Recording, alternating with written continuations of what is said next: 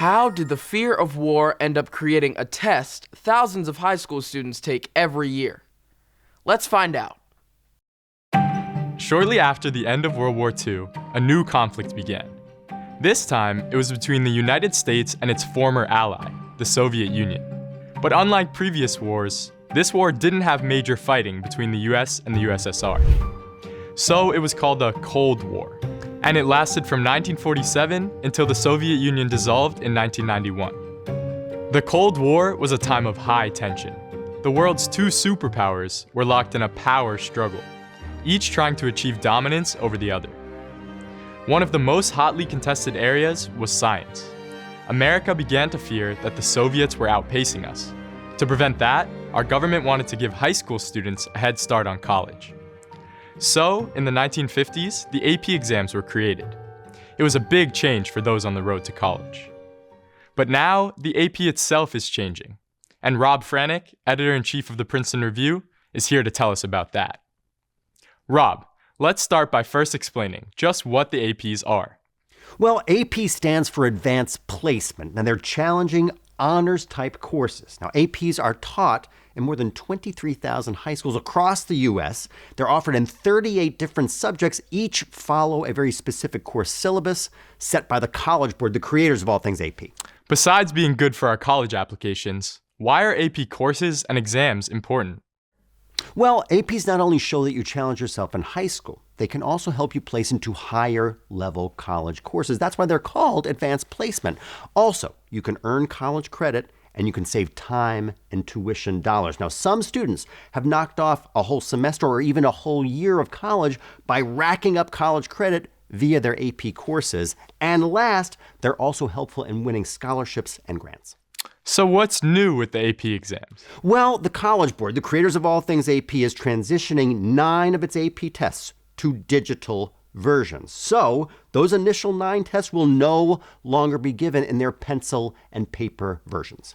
Can you list the digital APs? Absolutely. As I said before, there are 9 going digital. First, African American Studies. Now, that was a pilot program last year, but by May of 2025, it will be a full-fledged AP exam. The next on the list, or the next 8 on the list, are computer science principles, English language and composition, English literature and composition, European history, psychology, the AP seminar, which is a fairly new new course for the AP, U.S. history, and then the last one on the list, world history modern. For those of us who will be taking a digital AP exam, what do we need to know?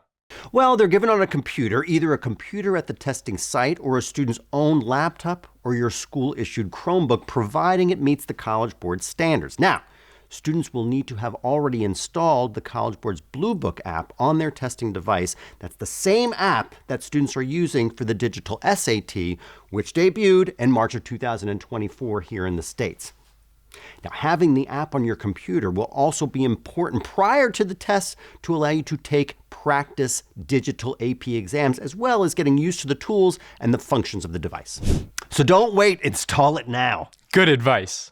So how does the digital AP differ from the traditional AP? Digital APs are almost the same as the pencil and paper versions of those AP tests. They have the same content, the same number of questions, the timing, as well as the same scoring, score range, and scoring method, which all means that students can apply the same strategies that they learn for the pencil and paper ATP tests on the digital exam. That's a relief. But isn't there a limitation to what you can see on the computer screen? Yes, unlike the paper test, you can only see one question on the screen at a time on the digital APs. But the digital AP has a mark for review tool to flag questions that you may want to come back to.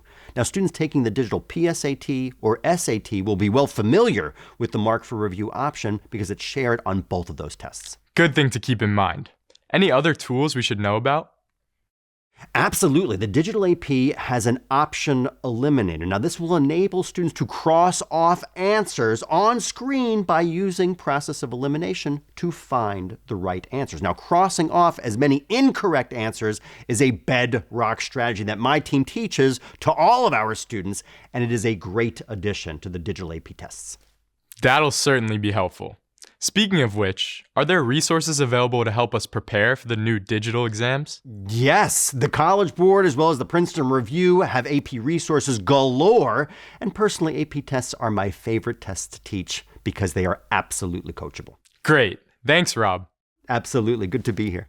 Rob also told us that in May 2026, more AP exams will go fully digital.